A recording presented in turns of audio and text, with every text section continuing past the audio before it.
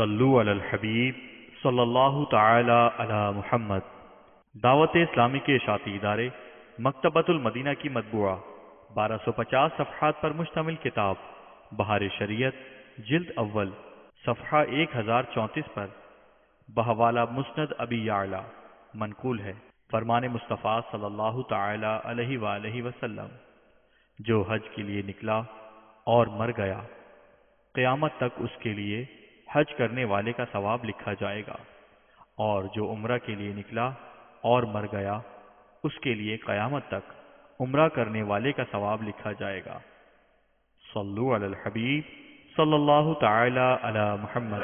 اللهم لبيك لبيك لا شريك لك لبيك صلو علی الحبیب صلی اللہ تعالی علی محمد۔ مجھے اپنی اور ساری دنیا کے لوگوں کی اصلاح کی کوشش کرنی ہے۔